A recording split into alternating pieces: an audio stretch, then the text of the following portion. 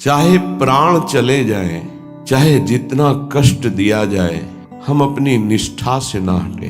प्रकृति जनित कष्ट, विकार जनित कष्ट, मन जनित कष्ट, दैवी आपदा जनित कष्ट, बहुत प्रकार के कष्ट हैं। जो धर्म को कष्ट सहकर धारण करता है वही वास्तविक धर्मात्मा है।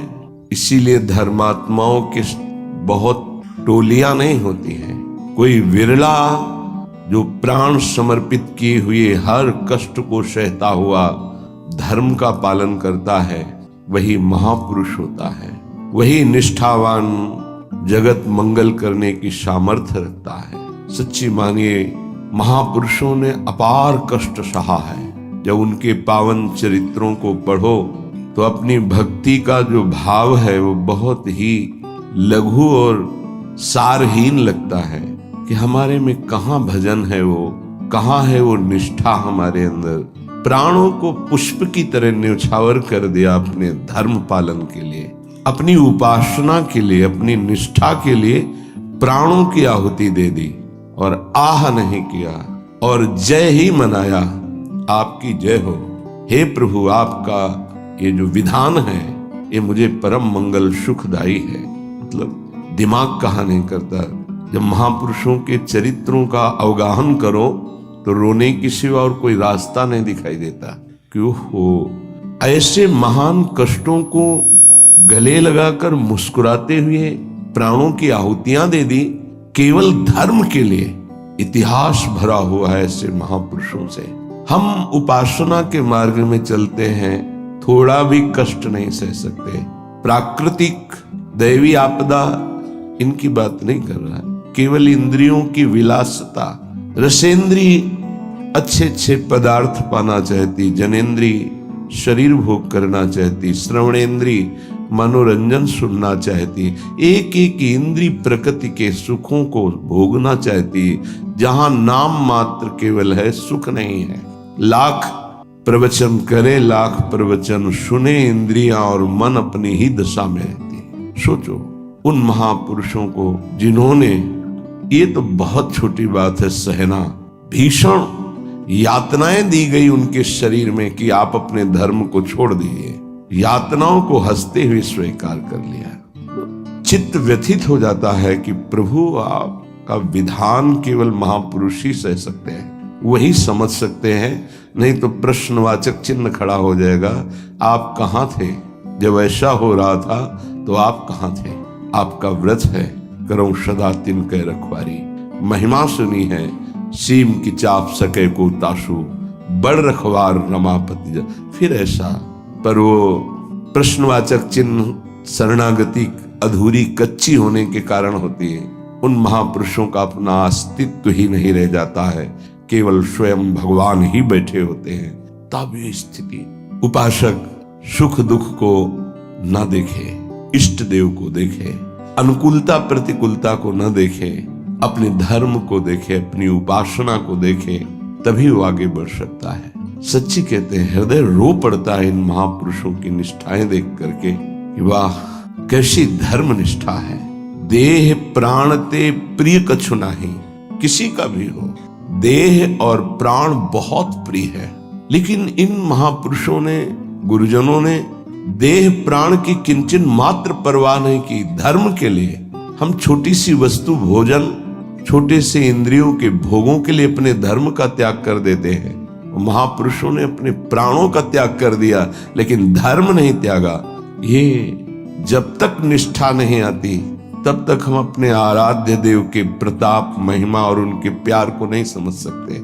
अनुकूलता को, सुख को, सम्मान को तो कोई भी कृपा मान के स्वीकार ही करेगा, लेकिन प्रतिकूलता को, अपमान को, दंड को, तिरस्कार को जो कृपा मान करके सहता है उसे महाभागवत कहते हैं, उसे महापुरुष कहते हैं, उसे भक्त कहते हैं। क्योंकि ऐसे महापुरुषों के हृदय में स्वयं सच्चिदानंद भगवान विराजमान रहते हैं। ये संसार बड़ी आग की ज्वाला है।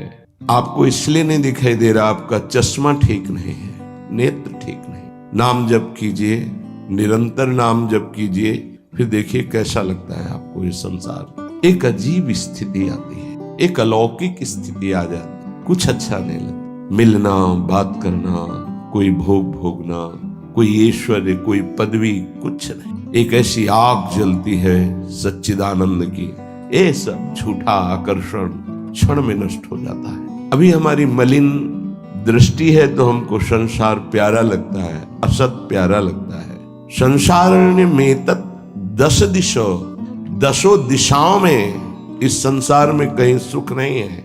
दुखालयम अशाश्वतम, भगवान कह रहे हैं, महापुरुष कह रहे हैं, हमें सुख दिखाई दे रहा है। हमारी बुद्धि पतित हो चुकी है, मलिन हो चुकी है। ये दावानल संसार, जंगल में जो आग लगती है उसे दावानल कहते हैं। ये भड़क रही है, मैं भी उसकी लपेटों में आ रहा हूं। श्रीपाद कह रहे हैं, क्या कर सकता हूं, असमर्थ हूं। ये हृदय की बात है। हा वृंदारण्य, काम क्रोध लोभाद्यति बल बहल व्याल संकीर्ण में तत्। ये काम क्रोध लोभ आदि अनेक बलवान सर्प हैं जो अपनी कुंडली में फंसा करके डस लेते हैं और उनका विष चढ़ जाता है। कुछ तो ऐसे लील ही जाते हैं, अजगर आदि। तो लील जाने का मतलब पूरा जीवन निकल गया काम चेष्टा करते हुए, समझ ही नहीं पाए। पूरा जीवन निकल गया लोभ धन की प्राप्ति के लिए, समझ ही नहीं पाए। सुखी वही है जिसने भगवान नाम का निरंतर स्मरण प्रारंभ कर दिया, वो सुखी, वो बेचारा। तुम्हें लगता है वो सुखी, बेचारा है। थोड़ी देर अगर उसके मन में अपने मन को मिला के देखो तो पता चलेगा उसका मन कितना जल रहा है, कितना दुखी है, कितना वासनाओं से गंदा हो चुका है। और शरीर छूटेगा तो बैंक बैलेंस यही रहेगा, वो गंदगी ढो के अगले जन्म में भोगेगा जाके। हाँ, माने ये असमर्थता का सूचक है। हाँ वृंदारण्य किम कुर्मः, मैं क्या करूं, कुत्र यामो, कहां जाऊं, आपकी शरण ले लिया हूं। ये काम क्रोध लोभ आदि ये हिंसक पशुओं की तरह हम पर टूट पड़े हैं। या ब्याल वहल ब्याल संकीर्ण में तत्, इन्होंने हमें फंसा लिया है। देखो महापुरुष ये निर्विकार हैं, ये हमारी स्थिति को भांप कर बोल रहे हैं ऐसा। ये काम क्रोध लोभ आदि ये ब्याल सर्प की तरह मुझे अपने में बांध लिया है। जब सर्प बांधता है तो प्रतिपल वो अपने पाश से कसता जाता है, उसकी हड्डियां चूर चूर होती जाती है, फिर वो उसे निगल जाता है। ऐसे ही काम क्रोध लोभ मोह मद मत्सर ये ब्याल की भांति हमको फंसा चुके हैं। हम असमर्थ हो चुके हैं और हमको डस लिया है, इसलिए जहर चढ़ गया है। मेरे को कोई झुका नहीं सकता, मैं धनी हूं, ऐसे न जाने कितने जहर की तरंगें उठ रही हैं। कहां जाऊं, क्या करूं। हे हरि हे वृंदावन धाम, आपके सिवा मुझे कोई शरण में स्वीकार नहीं कर सकता। पक्का कोई स्वीकार नहीं, सब स्वार्थ के वशीभूत हैं, सब असमर्थ हैं। कौन मेरी रक्षा कर सकता है? क्योंकि अगर किसी को पुकारो कि मेरी काम से रक्षा कर दो तो खुद काम से पीड़ित है। किसी को कहो कि मुझे क्रोध और मद से हटा दो, बचा लो, तो इस संसार में कोई नहीं बचा सकता। दो ही हैं बचाने वाले, हरि या हरि के प्रेमी जन, दूसरा कोई नहीं। तुम तुम्हार सेवक असुरारी, स्वार्थ रहित जग जुग उपकारी। जुग माने दो, स्वार्थ रहित अगर कोई उपकार कर सकता है, मुझे बचा सकता है, तो भगवत प्रेमी महात्मा या स्वयं श्री भगवान। इसलिए हा हरि यामो हरि हरि शरणम स्वस्य पश्यामि नान्यत्। मैं देख रहा हूं कि मुझे कोई स्वीकार नहीं कर सकता। अच्छे सद्गुण और स्वार्थ की पूर्ति होती हो तो सब हाथ मिला लेंगे, लेकिन जब दुर्गुण अपने ऊपर शासन कर रहा हो और किसी की स्वार्थ की पूर्ति हमसे न हो तो हमसे कोई बात नहीं करेगा, कोई नहीं बात। किसी से हम बात करना चाहें तो वो घृणा और त्याज्य भाव से देखेगा, गंदा आदमी, क्या है इसके पास। लेकिन ऐसे को भी अगर कोई गले लगाता है तो दो, एक भगवत प्रेमी महात्मा और एक भगवान, दूसरा कोई नहीं। भगवत प्रेमी महात्मा और भगवान कहने को दो हैं, वो एक ही है। या तो हित तो कीजे कमल नयन सो, जा हित आगे सब हित लागे फीको, कह हित कीजे साधु संगति दो, जो कलमश जाए सब जी को। दो की ही बात स्वामी हरिदास जी महाराज ने भी की है। या तो कमल नयन बांके बिहारी से अपनापन कर लो, हित कर लो, प्रीति कर लो, वो स्वीकार कर लेंगे, आप कैसे भी हो वो गले लगा लेंगे। और या साधु संगति सो, वो भगवान और भगवान के जनों में अभेद है, तस्मित् तज्जने भेदा भावात्, वो वही हो जाता है उनके चिंतन के प्रभाव से। तो जैसा स्वामी का स्वभाव वैसा सेवक का स्वभाव, जैसा स्वामी का प्रभाव वैसा सेवक का प्रभाव हो जाता है। हरि और हरि प्रेमी संत जन, ये दो ही हैं जो शरण में स्वीकार करके महापापी को भी परम पद में आरूढ़ कर देते हैं। इसलिए हे वृंदावन धाम, आपसे प्रार्थना करता हूं, आप मुझे स्वीकार कर लीजिए और भगवत प्रेमी महात्माओं का संग दीजिए। धन्य है वो प्रशंसनीय है जिन्होंने आपकी कृपा प्राप्त कर ली है। वृंदावन की कृपा रसिक संग सुखकारी, पक्का समझना। श्रीधाम वृंदावन श्री लाडली जी की कृपा से आना होता है और धाम की कृपा से भगवत प्रेमी महात्मा का संग मिलता है।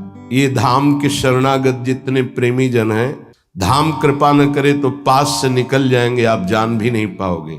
जब धाम कृपा करता है तो प्रकाशित कर देता है। जिसका कल्याण करवाना होता है उसके सामने उसका वैभव, उसका प्रभाव, जिससे उसकी श्रद्धा और विश्वास दृढ़ होकर उनके चरणों में समर्पित हो जाए।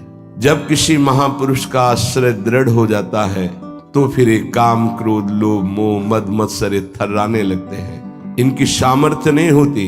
ये भगवत शरणागत पर तो परीक्षार्थ प्रभाव दिखा सकते हैं, लेकिन भगवत प्रेमी महात्मा की शरणागति जिसने स्वीकार की वहां परीक्षा भी नहीं, क्योंकि उनकी दृष्टि रहती है। हम तभी परास्त होते हैं जब उनकी अवहेलना कर देते हैं।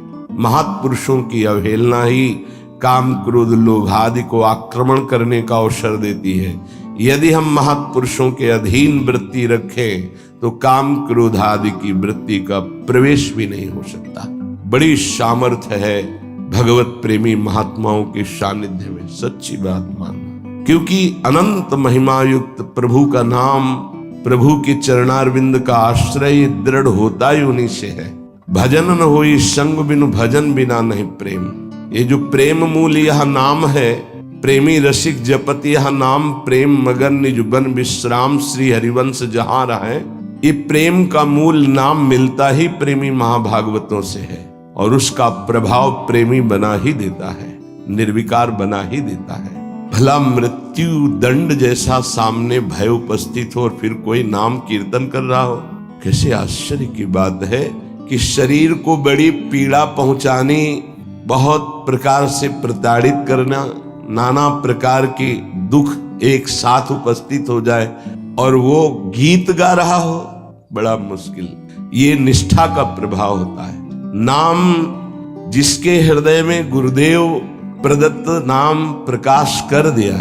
कल से शाम टाइम से बहुत हृदय व्यथित हुआ जब महापुरुषों के चरित्रों को अवगाहन हुआ। बार बार केवल रोना ही आ रहा था कि आप जैसी निष्ठाएं अगर किनका मिल जाए तो जीवन धन्य हो जाए। कल गुरुदेव तेग बहादुर सिंह जी महाराज का पावन चरित्र एकदम भाव में आया, पढ़ रहे थे। कश्मीर के पंडितों को जब औरंगजेब ने हुक्म किया कि सब इस्लाम धर्म को स्वीकार करो नहीं तो कत्लेआम कर देंगे, और किया उसने, बहुत कत्लेआम समय दिया उसने। भागे वो लोग। उस समय महामहिम गुरु गादी पर तेग बहादुर सिंह विराजमान थे। उनकी चरण शरण में आए और कहा आप ही हमारे रक्षक हो, आप ही हमारी रक्षा कर सकते हो। उन्होंने कहा जाओ और बादशाह से कह दो, पूरा चरित्र तो बड़ा है, कि अगर तेग बहादुर सिंह को इस्लाम स्वीकार करवा दो तो हम बिना किसी शर्त के सब कश्मीरी पंडित आपकी आज्ञा का पालन करेंगे। एक को परास्त कर दो तो हम सब परास्त ही हम स्वीकार कर लेंगे। फौरन उसने, बहुत ही अन्य धर्मों की तरफ उसका नकारात्मक भाव था, उसने आदेश किया बंदी बना के तुरंत तेग बहादुर सिंह को दिल्ली में उपस्थित किया जाए। सैनिक गए। बल विक्रम गुरु गादी में प्रथम से चला रहा है। उनके पार्षद और उनकी सेना तेग बहादुर सिंह की स्पर्श नहीं करोगे। गुरु तेग बहादुर सिंह के सामने शर्त रखी कि बादशाह के सामने तुम चलते हो या तुम्हें बंदी बना के ले चले। उन्होंने कहा तुम चलो। हम सत्य पर चलने वाले हैं, हम स्वयं चल के आ जाएंगे, तुम्हें बंदी बनाने की जरूरत नहीं। बहुत ही नाम कीर्तन होते हुए, भगवत भक्ति का प्रचार करते हुए, खूब झूमते हुए पहुंचे। बादशाह ने तत्काल उनको काबू में किया, देखा कि अब वो तो अपने वैभव के साथ बंदी बना लिया और कहा हमारे धर्म को स्वीकार करो। उनका दुनिया में यदि एक ही धर्म चलाना होता तो भगवान ने अन्य धर्मों की स्थापना क्यों की? इसका मतलब है अपनी अपनी जगह अपने धर्म का पालन करना परम कर्तव्य है। तो तुम अपने धर्म में मुझे कैसे बदल सकते हो? तुम्हारी सामर्थ्य नहीं है। बड़ी कष्टप्रद परिस्थिति प्रकट की उसने, बहुत ही क्रूर कर्मी, एक नहीं बहुत महापुरुषों को बहुत प्रकार से दंड दिया है इसने। एक लोहे के पिंजड़े में गुरु तेग बहादुर सिंह को बंद कर दिया। सैनिकों को, उसके पास अपार सैन्य बल था, तत्काल बंदी बना लिया गया। बहुत दिन तक उनको प्रताड़ित किया गया लोहे के पिंजड़े में, बहुत तरह से। हर बार वो उनसे जब पूछते, अगर आप स्वीकार करें तो जो पद कहे मैं अपने राज्य का बादशाह था और मैं दे सकता हूं, अगर नहीं स्वीकार करते तो परिणाम तुम्हें भयंकर भोगना होगा। उन्होंने हंसते हुए कहा कि प्रभु ने जिस धर्म में मुझे स्थापित किया है, तेरी सामर्थ्य क्या है? कड़वे ही शब्दों से, तेरी सामर्थ्य क्या है कि मुझे परास्त कर सके? और उस समय उन्होंने पद गाया, भाई मैं धनु पाइयो हरि नाम, मन मेरो धावन ते छूटियो, करी बैठो विश्राम। भाई मैं धनु पाइयो हरि नाम, माया ममता तन ते भागी, उपज्यो निर्मल ज्ञान। लोभ मोह यही परसि न साके, गही भगति भगवान। भाई मैं धन पाइयो हरि नाम। देखो, भीषण प्रताड़ना, कष्ट, मृत्यु भय उपस्थित, और वो गा रहे कि भाई मैंने हरिनाम रूपी परम धन पाया है। मन मेरो धावन्ते छूटियो, अब मेरा मन कहीं भाग कर नहीं जाता, दौड़ भाग खत्म हो चुकी है। करी बैठो विश्राम, अब तो नाम में विश्राम पा गया है। इस तन को पीड़ा पहुंचाई जा सकती, पर मेरा अब इस तन से कोई संबंध नहीं है, क्योंकि माया भाग गई है नाम के प्रभाव से। तन से कोई ममता नहीं रह गई। उपजियो निर्मल ज्ञान, इसी नाम के प्रभाव से निर्मल ज्ञान का प्रादुर्भाव हुआ है। लोभ मोह यही परसि न साके, गही भगति भगवान। कोई भी तुम प्रलोभन दो, हम मेरे मन को नहीं लुभायमान कर सकता, और कोई भी भय दो तो अब मेरे शरीर का मोह नहीं, क्योंकि मेरे हृदय में भगवान की भक्ति जागृत हो गई है। जन्म जन्म का संसार चूका, रतन नाम जब पाइया। तृष्णा सकल विनाशी, मनते निज सुख माहि समाइया। जन्म जन्म हो गए भटकते हुए, अब कोई संशय नहीं रहा। मुझे नाम रूपी रतन मिल गया, सब संशय खत्म हो चुके हैं। जीने की भी तृष्णा खत्म हो चुकी है, सकल वासना नष्ट हो चुकी है। मेरा मन निज सुख में समा गया है। जाको होत दयालु कृपा निधि, सो गोविंद गुण गावे। कहु नानक इह विधि को संपे, को गुरुमुखी पावे।